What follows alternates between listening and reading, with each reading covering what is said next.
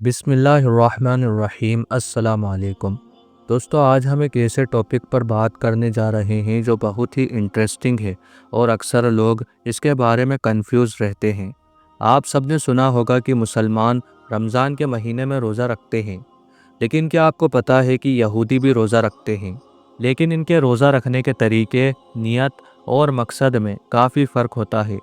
آج ہم ڈیٹیل میں جانیں گے کہ مسلمان اور یہودی کے روزوں کے درمیان کیا فرق ہے، دونوں کے روزوں کا مقصد کیا ہے اور کیسے دونوں اپنی اپنی شریعت کے مطابق روزہ رکھتے ہیں۔ تو چلیے شروع کرتے ہیں۔ اسلام میں روزے کا مقصد صرف بھوک اور پیاس سے دور رہنا نہیں ہے، بلکہ اس کے پیچھے ایک گہری حکمت چھپی ہے۔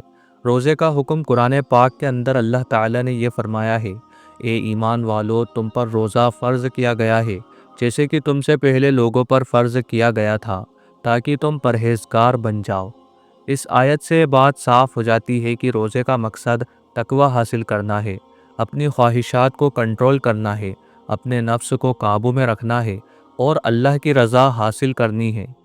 روزہ ایک ایسی عبادت ہے جو اللہ اور بندے کے درمیان ایک سرفہ راز ہوتی ہے، کیونکہ روزہ صرف اللہ کے لیے رکھا جاتا ہے۔ اسلام دھرم میں روزے کی نیت رات کو یا صبح فجر سے پہلے کرنی ہوتی ہے۔ روزہ رکھنے کا وقت صبح فجر سے لے کر مغرب کے وقت تک ہوتا ہے۔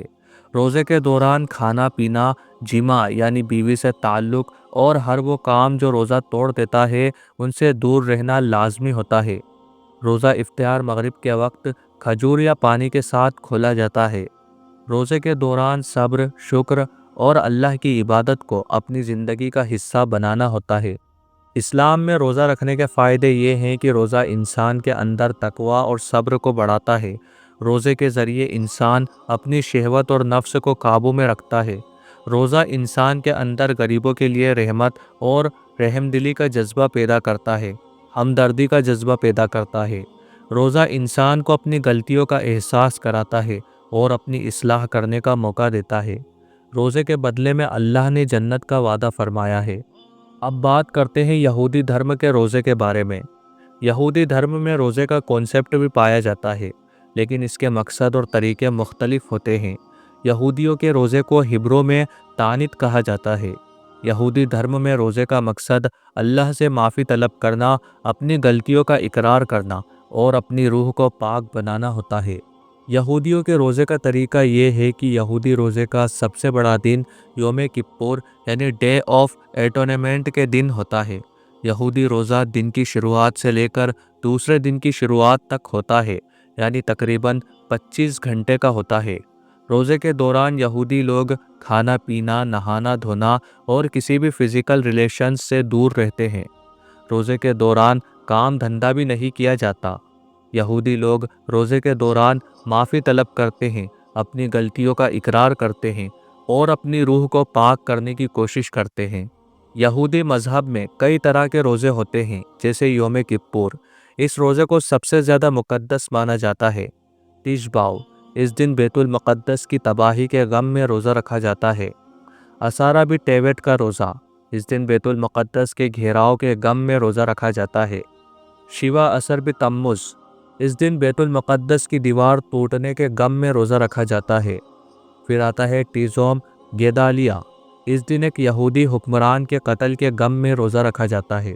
مسلمانوں کے لیے روزے کا حکم قرآن میں دیا گیا ہے، جبکہ یہودیوں کے لیے روزے کا حکم تورات میں دیا گیا ہے، جو یہودیوں کی مقدس کتاب ہے۔ لیکن قرآن نے روزے کو مکمل عبادت بنایا، جبکہ یہودی کے روزے کو معافی طلب کرنے کے طریقے کے طور پر رکھا گیا ہے۔ اسلام میں جو شخص روزے کو جان بوجھ کر چھوڑتا ہے، اس کے لیے اللہ کا عذاب ہے۔ یہودی دھرم میں بھی روزہ چھوڑنے والے کو گنہگار مانا جاتا ہے، لیکن اسلام میں روزے کا فائدہ صرف دنیا تک محصور نہیں بلکہ آخرت تک کے لیے ہے۔ تو دوستو، یہ تھا یہودی اور مسلمانوں کے روزے کے درمیان مختلف فرق کا تفصیلات سے بیان۔